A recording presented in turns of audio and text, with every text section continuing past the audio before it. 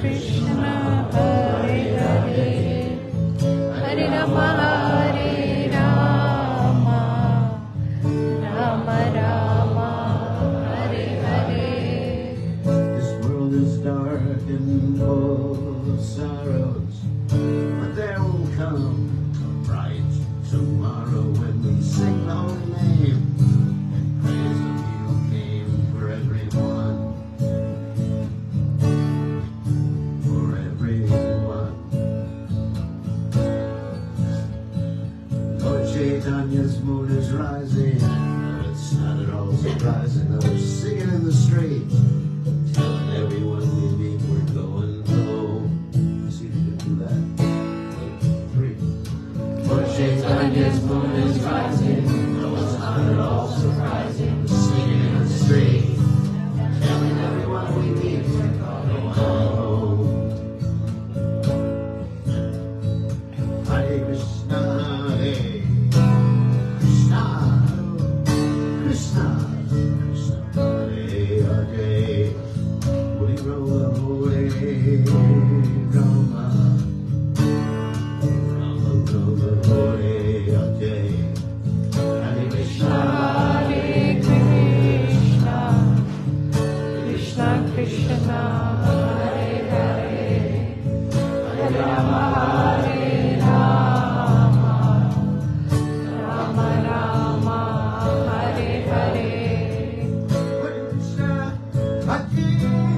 Krishna, Krishna Krishna, Hare Hare, Hare Rama, Hare Rama, Rama Rama, Hare Hare.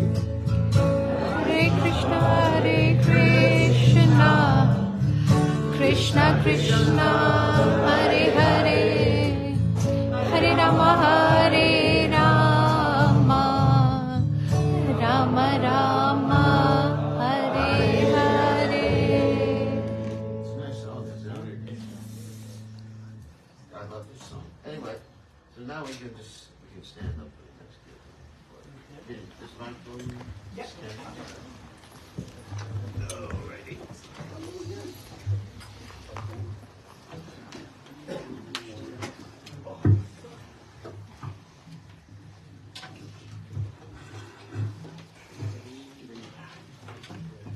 Okay, well, let's do a standard Hare Krishna here.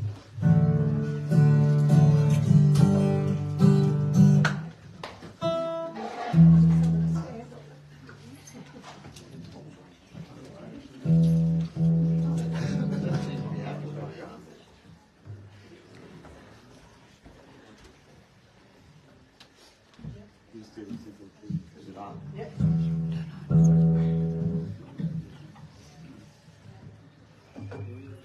All right. Hare Krishna.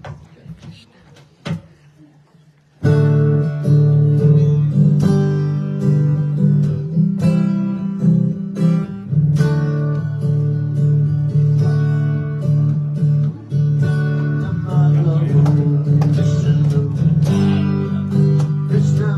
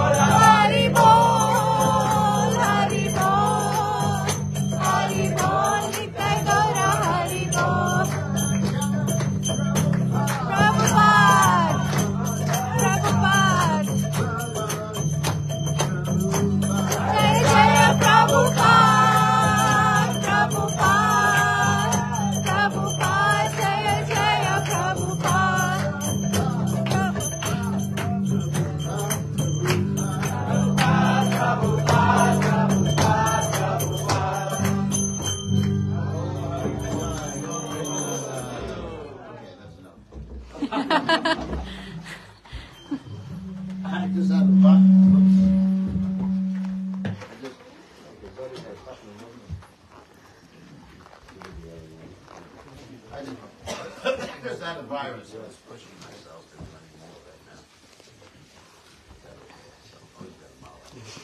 So, what we can do now is if any of you have any questions or subject matters you'd like to hear about Krishna consciousness, I'd be happy to answer them. That's the best way to bring out what is of interest to everybody. Yes, sir. Maharaj, we had a verse recently in the Bhagavatam where Diti was being propelled by her mind. Oh. So that was the pregnancy of Diti you were talking about? So I started thinking about the mind. And Prabhupada says, he says, I can understand that you have a mind and you can understand that I have a mind. But beyond that, it's hard to know anything about the mind. I'm just wondering if you've got any, if you can fill it out a little bit. Okay. You want to know what the mind is or how to control the mind? Which of the Both two? would be handy. Okay. The mind is not the brain. That's very important to understand. The mind is basically the seat of the desires that we have, or the consciousness that we have. And it's expressed through the body and through the brain. Sometimes people think, well, how come if we have a mind that's actually not transcendental but subtle, how come when we have some, well, brain damage or we're tired, then our consciousness gets affected? The answer is, let's take a white light or a light. This is an example Prabhupada gave. That even though the light always remains white or a particular color, when you pass it through filters, it appears differently. So the mind is filtered from or through the brain and through the body. That's why when you eat certain things, you may get angrier. Too much, you get angry. And if you eat too little, you get angry. Anyway, I think you get the idea. So the mind is actually the subtle body.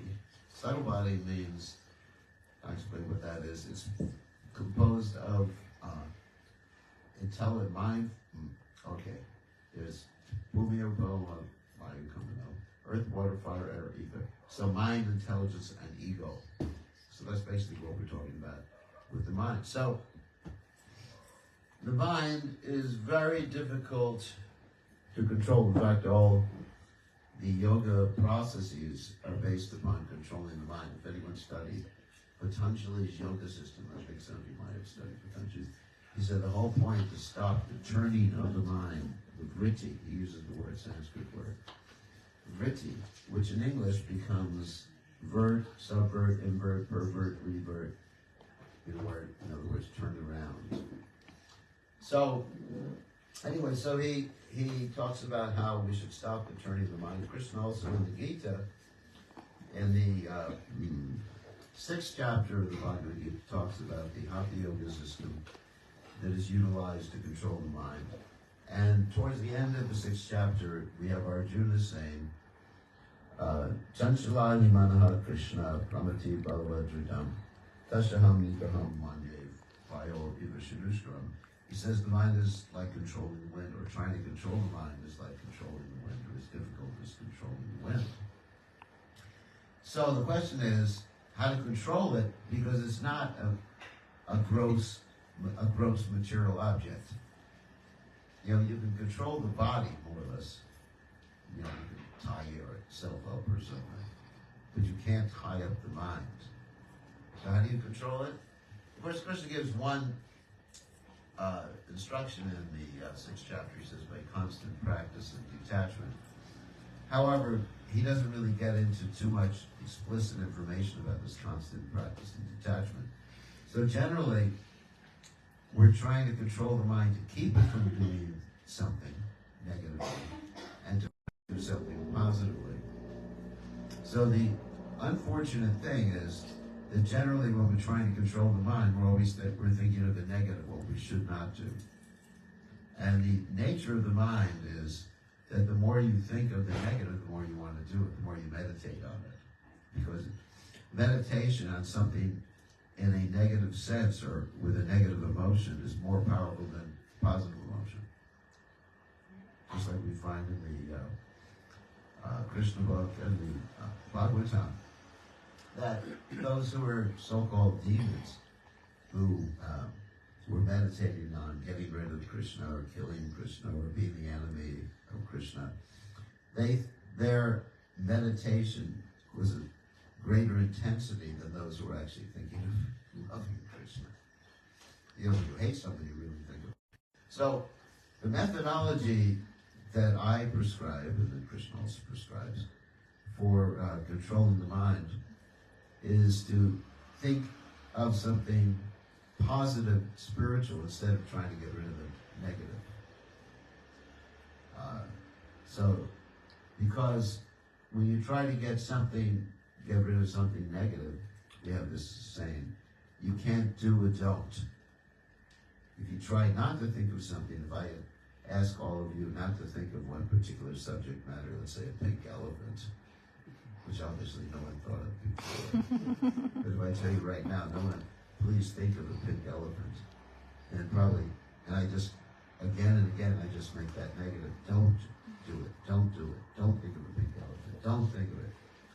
But I don't think of a pink elephant. You're thinking of a pink elephant. I know you're thinking of a pink elephant. But you've never seen a pink elephant, but you're thinking of something you've never seen, you never have an inclination to see. And so, because of the negative. So negatives are very, very powerful. So we're trying not to do so. So let's get back to Ditti's situation. Because for those of you who don't know, this particular situation in the Bhagavatam, you had a nicely married couple, Ditti and Kashyapa, and they're supposed to have children. Now, there's a methodology in Krishna consciousness or in the Vedic tradition, or just understanding the subtle actions in the material energy, that when you're having children, you know, a conception, so to speak, of children, the consciousness of the parents is important. The time is important. The astrological sequences are actually very important. So these things are taken into consideration at the time of conception. So basically, these two personalities are meant to have children because they are what we call Prajapatis. Prajapatis means they're given the duty of filling up the universe, basically. So, just like sometimes I have some friends in the Krishna conscious movement who have many children. I call them Prajapatis. One friend I can think of has 6 children. You real Prajapati. So anyway, so they're meant to have children, and meant to have good children, because people want to have good children. I mean, nobody wants to give birth to a Ranyakashipu or a Ranyaksha or Ravana or Kumbhakarna or any of these other living entities we'll call, or Hitler, in a more modern context, or even Donald Trump. You know, nobody wants to have a kid like that. You know, who's your son? Donald Trump. So, you want to have someone good. Who's good? Someone like Srila Prabhupada. Imagine you had Srila Prabhupada. Srila Prabhupada is my son. Of course, we're all Srila Prabhupada's sons. So therefore, they should be very, very careful about what time they're going to have the conception of the kid, right? So Ditti, and this is part of the Bhagavatam that I'm precisely making reference to, is feeling great lust. Now, lust is very, very strong. And if you try to conquer lust by approaching it in a negative way, it actually gets stronger. If you think, that, let's say you have an object of lust. Let's say you're a young man and there's a pretty young girl. They just look pushing up pretty.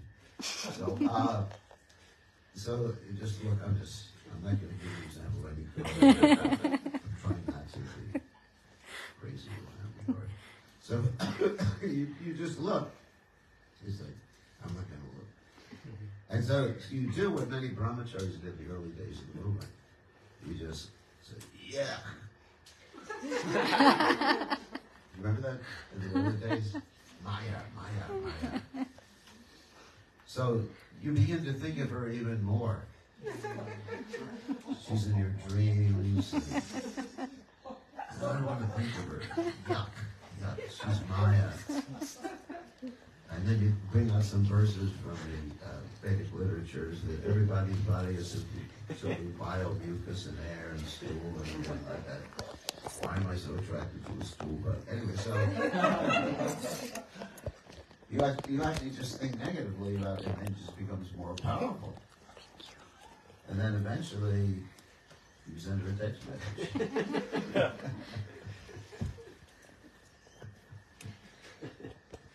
Anyway, so that's all right, sending text messages. As long as it doesn't go any further than that. So anyway, so what do you do in a situation like that? Well, what one should do, let's say if one doesn't want to get in contact with Maya, so one should think of the positive. What is their objective in life? What do they want to achieve?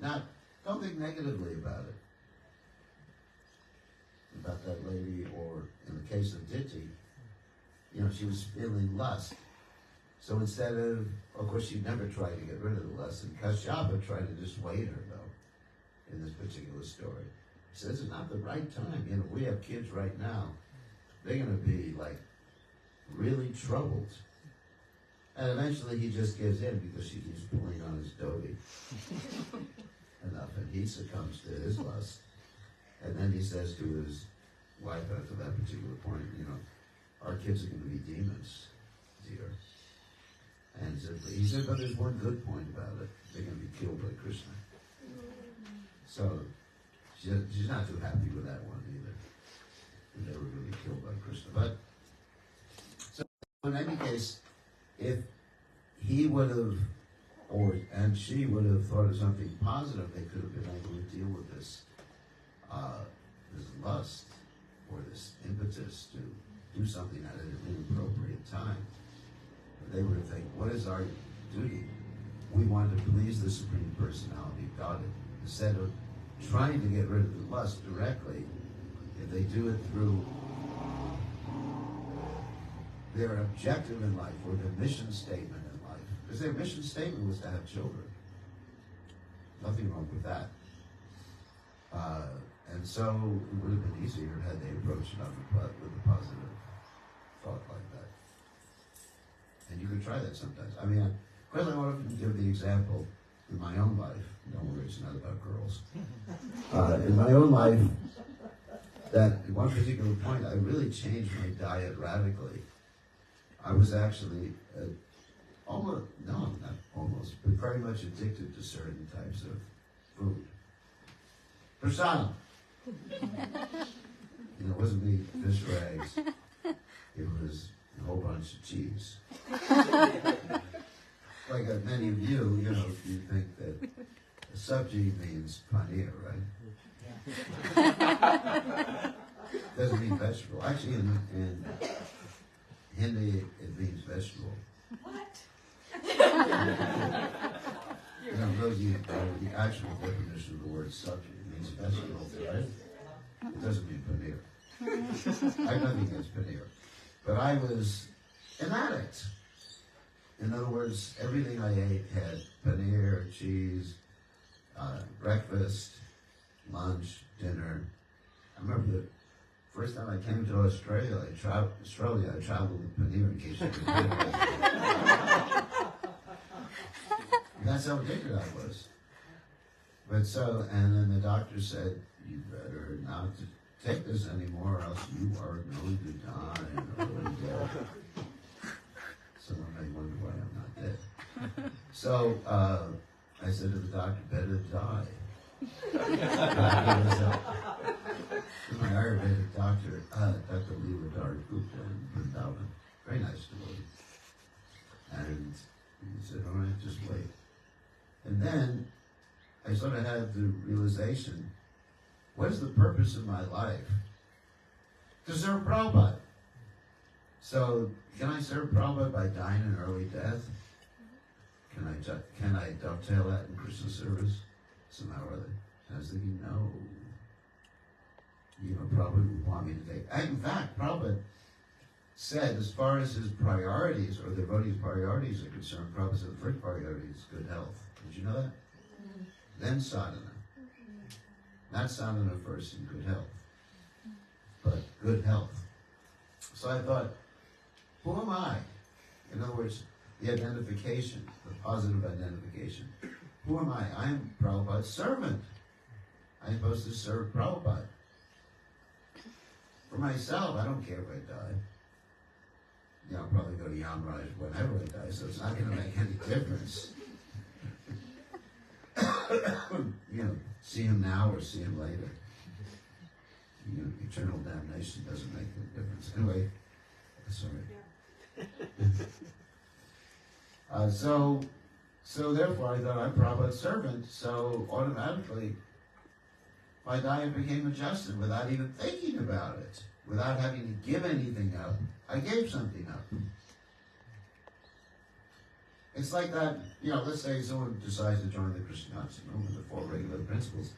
If you think of what your positive objective is, it becomes easier to give up things that impede you in achieving that objective. And that's called the sankalpa. And that works even insofar as controlling the mind, because we're getting back to controlling the mind. When one chants japa, because generally, the devotees, I'm sure you've all experienced, the mind is just wandering everywhere when you chant japa. When you eat, the mind is focused, right? Completely focused. You don't think about what you're going to do the next day. You just think.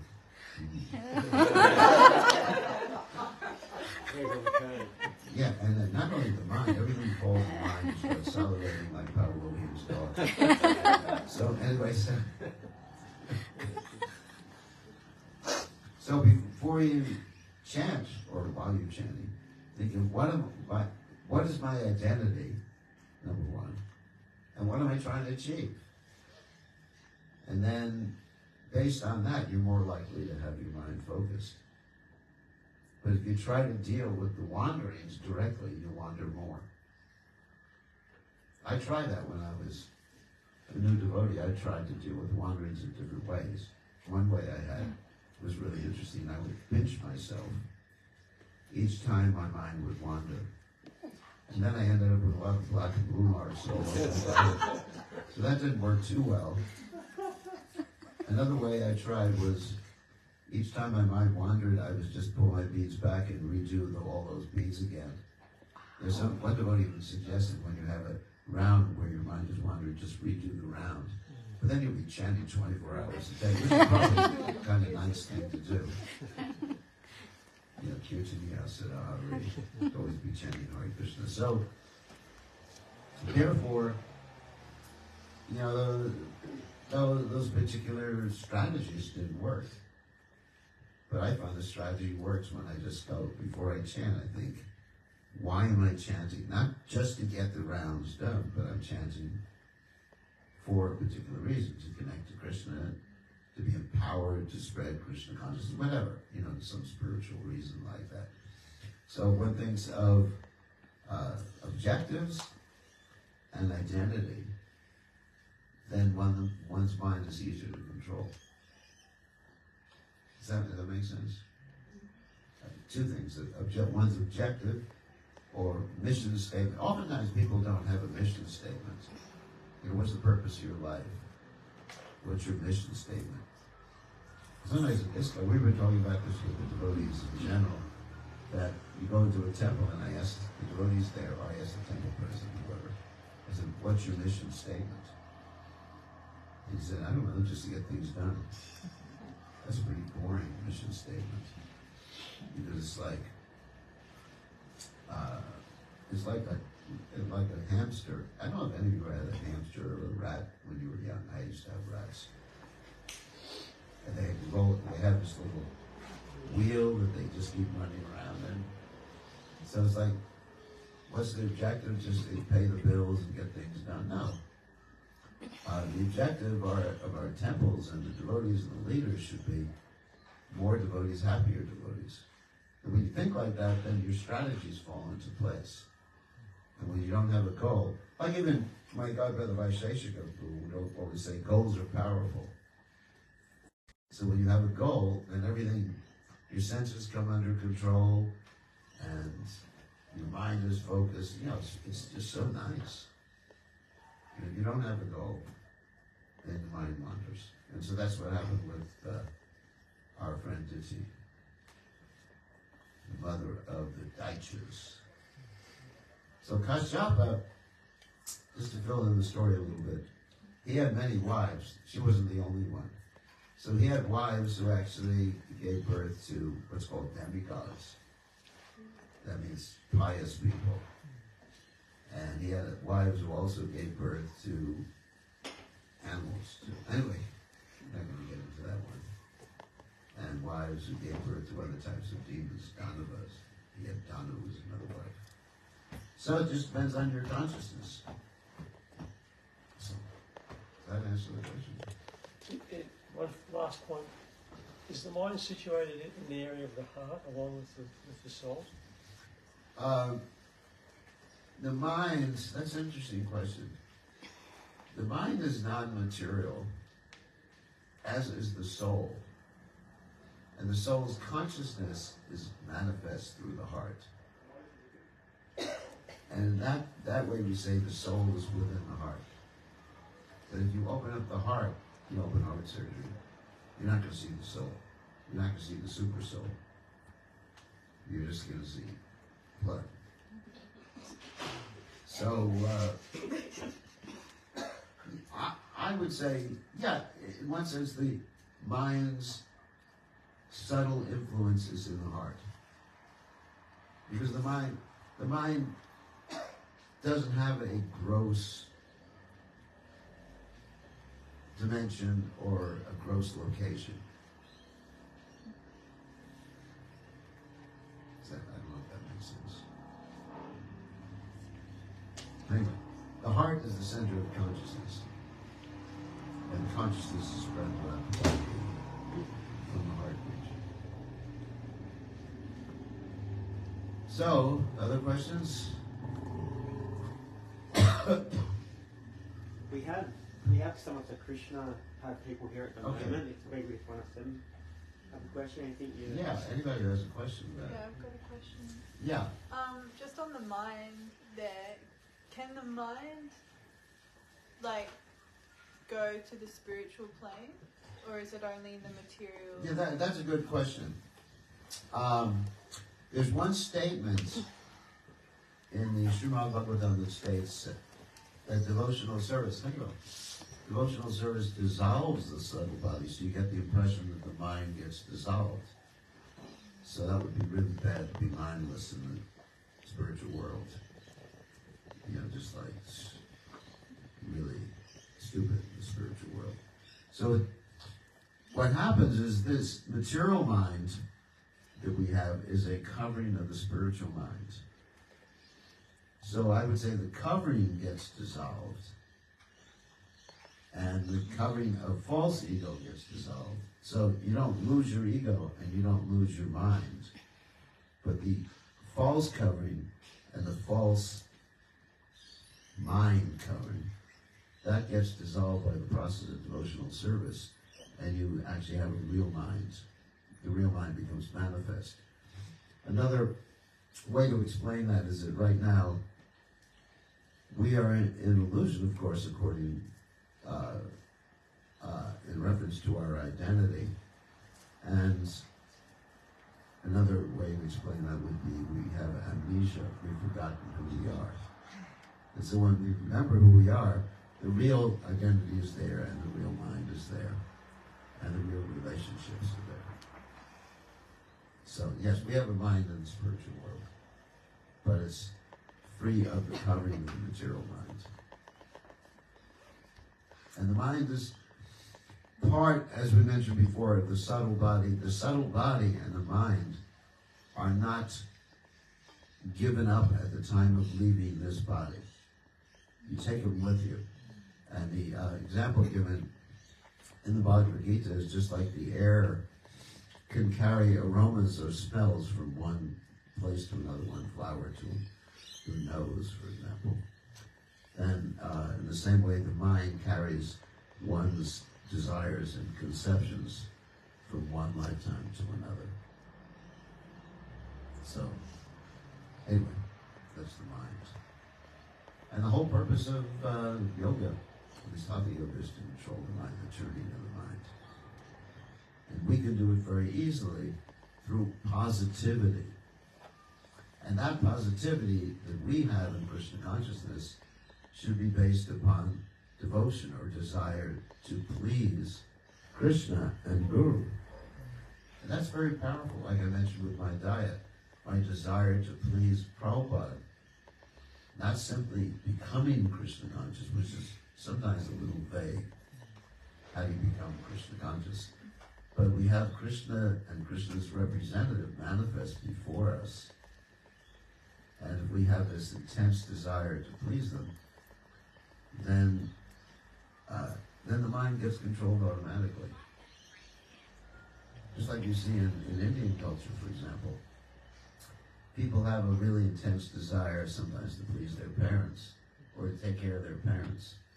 In the West, we don't have that so much. You know, if the parents get old, just put them away somewhere. Put them to sleep, you know, euthanasia. You have euthanasia here in Australia?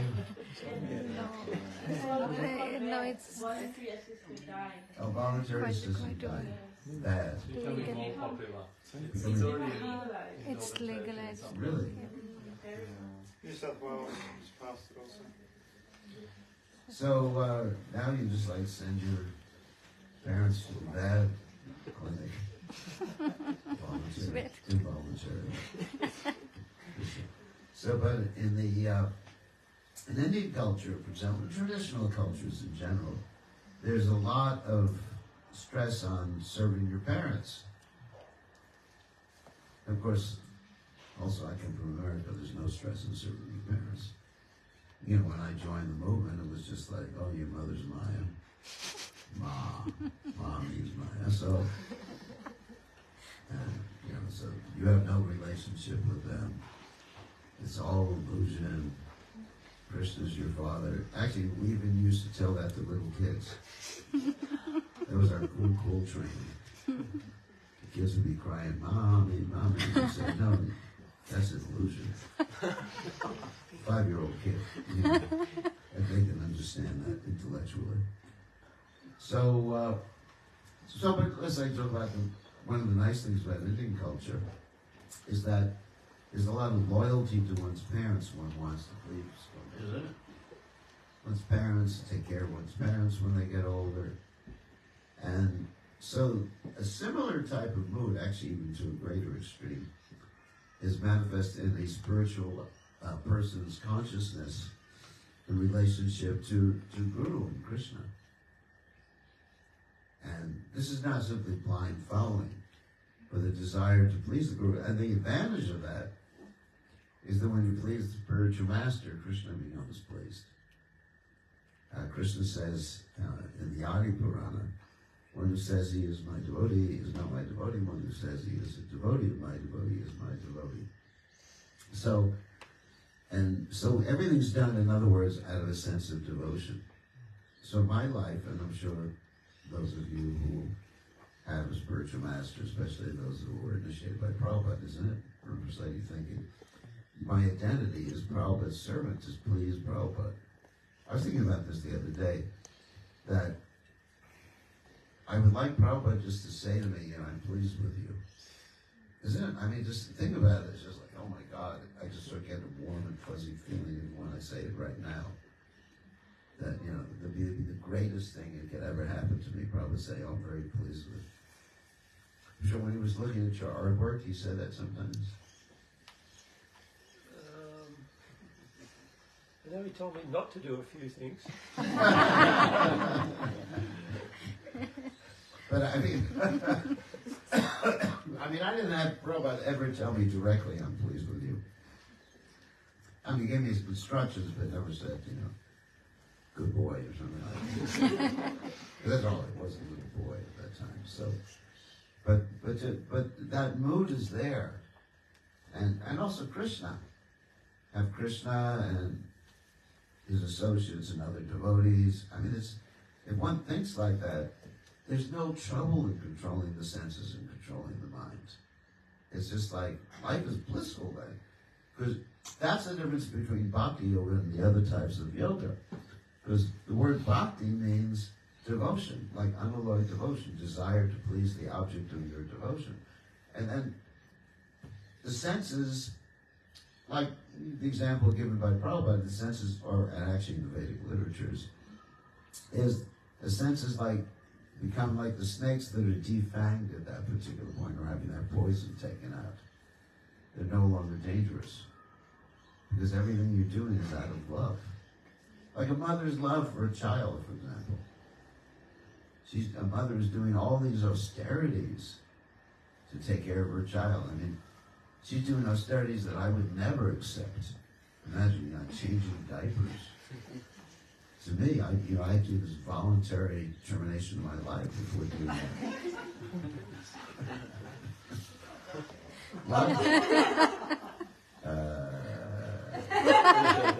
Say it smells like beautiful country. Yeah, I know that. I know that's what I probably said, but I signed up with the bad people. Not really, I wasn't into that. But you see that she's enduring all these austerities, and if you ask her, give it up, I'll take care of your kid for you, she'll say, no! No way, no, don't take him from me. Because there's love. There's no trouble controlling the mind, isn't it? It's just like, wow. Because the father doesn't always think like that. Right? So he does. He's a great father. He's better than...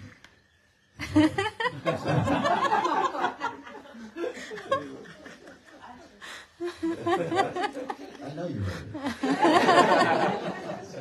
That was meant for you. So, but the point I'm making is you just take an ordinary dealing when there's love. What's the trouble with controlling the mind? Isn't it? This is like that. Can't tell mother, please control your mind and focus on your kid. Sometimes I'm flying in an airplane and the kid's crying and the mother's taking the baby in. And I'm thinking, God, get rid of this kid. But the mother's thinking, that's my little baby. And if you criticize, I remember one time I was sitting in an airplane and I was feeling this kicking back. I was trying to sleep. Kick. I was like, can you quiet down your mother? You're a kid. And she says, this is just expressing himself. Go get him express himself somewhere else. So, but there's love. That's the point I'm making. So if we love Krishna, we love Krishna's representative, there's no problem in doing anything. I mean, look what Prabhupada did. Prabhupada came to America with no money, or a few rupees that he couldn't change, having a heart attack. I mean, any of us, if we had a heart attack, you don't know what a heart attack is. I haven't had one, thank God. But I'm sure there might be someone here in the room who's had a heart attack. It's not just like, a little stomach ache today, It's intense. It's really intense. I mean, just like, I had one painful situation with a kidney stone. It's intense. But heart attacks can be worse than that. So Prabhupada had these 2 heart attacks on the boat coming over. And he must be run to the hospital, be in bed for like 3 months, 4 months. But Prabhupada just kept on going. He stepped off the boat after having these 2 heart attacks, serious heart attacks. And he just went and preached Krishna consciousness. And he tolerated so much because basically, yes, he's compassionate because of his love for his guru. I often tell the devotees that the objective way that we know that Prabhupada was the greatest devotee was that he exhibited more love for his guru than anyone else. I mean, we could say, well, Prabhupada spread Krishna consciousness in the Western world, that's also objective. But basically, the love that one expresses for his guru, for one's guru, is actually the test of one's level of spiritual advancement. They're exactly the same. They're equivalent. So, anyway, so that's how you control your mind. It's pretty easy. Not for me, but anyway, it is pretty easy. But positively, identity, I'm a servant of Prabhupada, I'm a servant of a spiritual master, I'm a servant of Krishna, and this is my goal, to please Krishna and my spiritual master. And wow. So I think Digi was not thinking of those things. She was just like, lust, kama isha, krodha isha, rajaguna samudra. So, does anyone else have questions about anything before we take prasad? Yeah. What's the difference? Yeah. What's the difference between material love and spiritual love? Because people are loving spiritual life. Yes. So we can love each other in this world, and it can be spiritual. Several things are required. Of course, there's spiritual love for Krishna, obviously, spiritual love for Guru.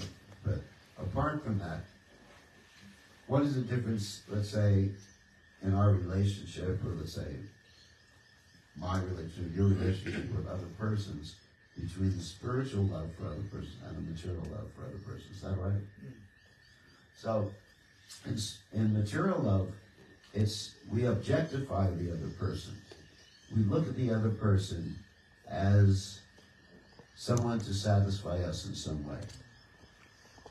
Like a man will look at a beautiful lady and think, oh, I should have a relationship or get married or whatever to her because this will satisfy my senses.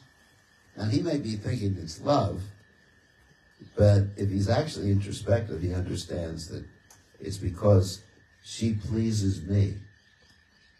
You understand? So that's not actually love. That is actually a type of lust. And we objectify the other person. In other words, objectify means, let's say my computer is an object. Subjectify, or to have someone as a subject, would be to see the other person with feelings just like you and me, who is just as important as I am. So, material love is the objectifying process. Or, I mean, even with pets, who we think we love, and oftentimes our love for the pet is sort of mixed, and there's a lot of exploitation in there, or a lot of desire to please myself with the pet. And the example I often give is sometimes people have cats, and people like the cats. Why do they like the cats? Because they're so furry, and they feel very nice, isn't it? So if I was to take that same cat and turn him into a brahmachari, shave his head like this, give him a sleep with a tail, and with a child who loves his cat, love the cat as much, I don't think so. So in other words, the child is objectifying, or the person is objectifying their pet. They don't realize it. They're still using the same name, love, to describe their particular emotional experience. So if we actually love someone in this world, first thing we do is we find out what's good for them. Because even if you do really want to please someone and do the best thing for them, if you don't know what the best thing is, you may be hurting them. Just like the example that Prabhupada gave. He said one time there were two boys. One of the boys had some sort of liver disease, And when one has a liver disease, you're not supposed to eat fried food like that. So the boy who had the disease said to his brother, please bring me some pakoras. You know what a pakora is, right? You know, fried thing. And so the boy, out of sentiment, brought his brother a pakora, and his brother got sick. Even though he had the desire to please his brother, you know, it was love, but his desire was misplaced, or misplaced strategy in fulfilling that particular desire. So the first thing we have to have when we have spiritual love for other people is to try to understand what's the best thing, how to help them in the best possible way. And then do that in a selfless way. And that's spiritual love for other people. Selfless way. And ultimately the best thing is bringing them to Krishna consciousness and also helping them materially in different ways. To be concerned for them without any self-centered motive. And the way one can achieve that, or achieve the status of being concerned for everyone, which is the saintly status, is to see everyone's connection with Krishna. In the Upanishad, there's an interesting verse, Yastu Sarvani Bhutani Atmane Pashrati Sarva Bhuteshu Chatmanam Tato Naviki. One should see everyone is connected with Krishna. Then one sees everyone like his brother, his sister, his relative, and then you naturally love everybody. And that's spiritual love. Thinking of what's good rather than looking at someone and thinking, what can they do for me? It's interesting, isn't it? Because most of our relationships are, what can we do? What can that person do for me? It's like a car salesman. When a car salesman sees you, I don't know if you ever bought a car before, but I have. They're your best friend. They say, hey, I remember the last time we went to buy a car, which was a long time ago. Now you just go on the internet to buy a car. So, I go to the car dealer and he'd say, oh, Swami, how are you? And he'd remember my name from 200 years ago. How are you? And how's the Swami family? I said, I'm just announcing. So, and he's my best friend. But what is his ulterior motive? He wants to make as much money for me as possible. For you, there's no profit, Swami. Like that. So, of course that's business. Business is business. But Krishna consciousness should not be business like that.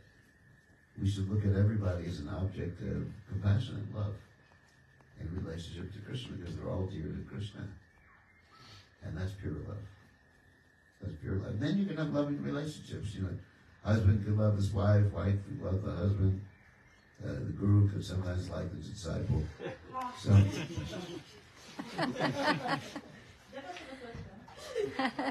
what?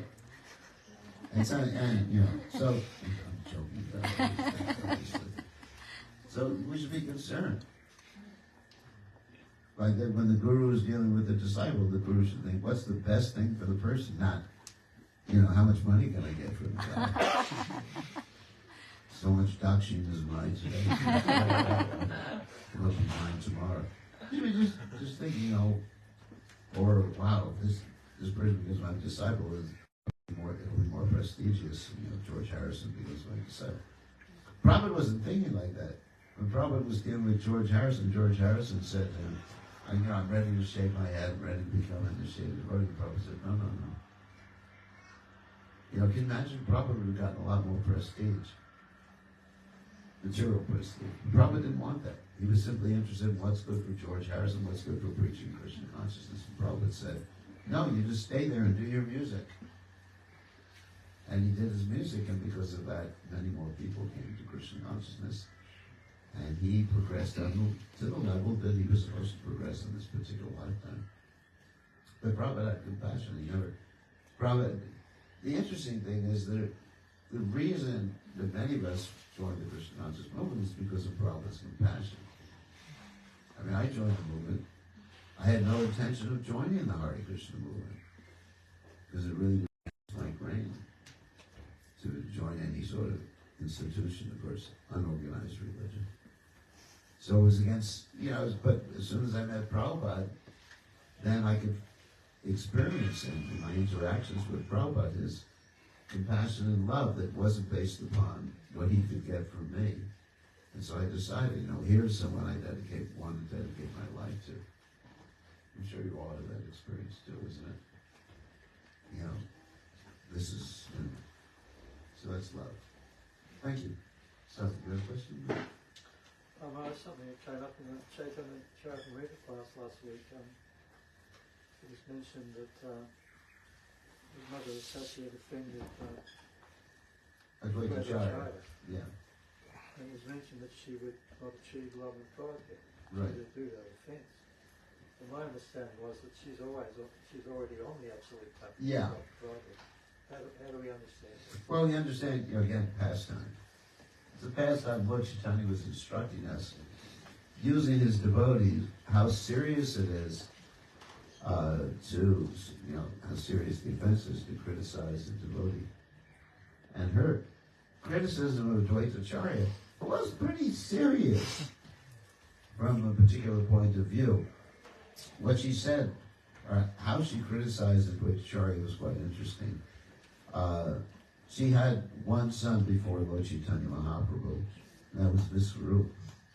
And Visvarup, he always would go to Advaitacharya's house to associate with him. And they talked about Krishna conscious philosophy, and excuse me. Of course, one of the things they talked about was renunciation. So when Visvarup heard his parents talking about planning his marriage, he just left in the middle of the night. He didn't want anything to do with it. Because social pressure, in the Western world, if our parents talk about marriage, we can just face them and say, no, we're not going to do it. I don't care what you say. Right? I mean, I had no problem doing stuff that with my mother. But in India, in the traditional culture, you can't really face your parents and say, I'm not going to do what you say. It's better just to run away. So Vishwarup, I don't know. Good to see you again. Hare Krishna, thank you. Nice to see you. Thank you for coming over here. Yeah, likewise. So Vishwarup, he left in the middle of the night. And Mother Sachi, Lord Chaitanya Mahaprabhu's, whoops, I'm all right, the water's not going to help. It's just I have to rest my voice, but Mother Sachi blamed Vishwarup, or blamed Advaitacharya for the whole thing. And so Advaitacharya, she, obviously wasn't to blame. It was Vishwarup's position. Vishwarup was an expansion of Nityananda, Lord Nityananda. And so she said that Advaitacharya, she used a play on his name. He's called Advaitacharya, which means, Advaita means one, non-dual. She said he's actually Dvaita. He's dual. What does that mean? He's two-faced. He's a cheater. That's a way of saying in Sanskrit, someone's a cheater. Dvaita. You are Dvaita. You are a cheater. You say one thing to one person. You're a hypocrite, cheater. It's like one of the worst possible insults you can give to someone. And so because she had said that, even though she already had love of God, she's eternally Lord Chaitanya Mahaprabhu's mother, then Lord Chaitanya wanted to set an example. And he said, Sachi will not get it because she's offended Advaitacharya. And then, of course, she dove at Advaitacharya's feet, and Advaitacharya touched her feet, and Lord Chaitanya said, now you're forgiven, so you get love of God. Lord Chaitanya did something similar with Mukunda, another one of his eternal associates. If you remember that particular pastime, that Mukunda, Lord Chaitanya Mahaprabhu was having some sort of, let's say, Sangha with all the devotees.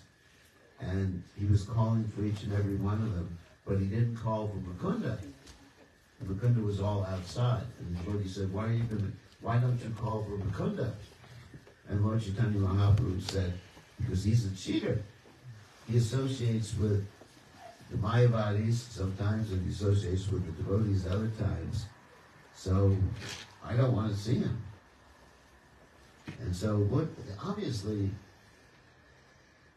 Mukunda is not going to get rejected by Lord Chaitanya Mahaprabhu, but Lord Chaitanya Mahaprabhu was acting in such a way to show us the importance of avoiding bad association.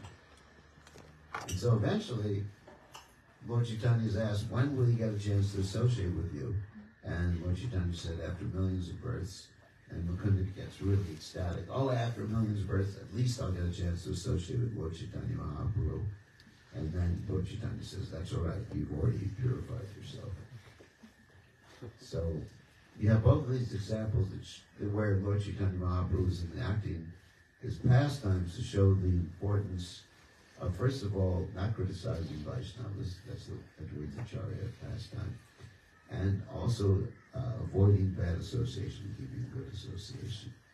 So Lord Chaitanya's associates would put on these dramatic performances like that. I take it as dramatic performance because Sachimata obviously is a pure devotee, always is a pure devotee, always will be a pure devotee, there's no question about it. So, other questions or comments before we take Prasad? Yeah. I just remember one time you had a thought of the day, which one of your disciples puts up, and one thing, the thought of the day was that if it is spiritual love, then the closer you get to it, the sweeter it will be. Whereas if it is material love, the closer you get, the uglier it will be. Something along those lines. Wait a second. Something along those lines. It was not love, but it was like No, okay. material life or something. Attachment. Yeah, I was referring to like material beauty and spiritual beauty or something like that. Like, for example, I mean, it was a joke. It was actually a funny statement. That if you think someone is very beautiful and you get really close,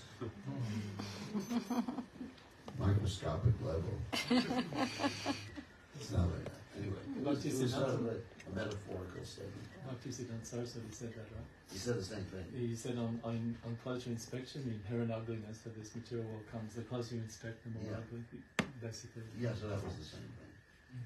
Closer you get, you inspect someone. Oh, what beautiful eyes. You just look at those eyes through a microscope and look at it. That's the way the material world is. Thank you for that quote. Yeah, but I do remember that vaguely, that quote. Years ago on television here in Australia, there was on the SBS station, they had this program called The Body. And it had all the creatures that live on this body. It was hard to watch because we think that the body is something very nice. But it's full of millions of living entities. Microbiome. Right, Kishori? You got all these bacteria and creatures. I mean, I remember when I was young, I would play with a microscope. And I would look at different things, you know, my blood or whatever. Yuck. Anyway, but that's not how we get detached. I mean, it's interesting, you can use the yuck factor, but it doesn't detach anyone. Like I remember in the early days of the movement, we were traveling with one sannyasi, he was actually reading the memoirs, and he would use the example to preach to the university students that you think your girlfriend is so attractive, it didn't work actually, and you're holding her hand, but just peeled off the skin. I'm sure you remember that example. And, you know, the yuck or the disgust factor doesn't make someone detached from the world. Real detachment comes, Vasudevi Bhagavati Bhakti Yogi Prajo Chitta Janayati Asuvai Ranyam Yanuchaya Haitakam. Real detachment comes when you're attached to Krishna.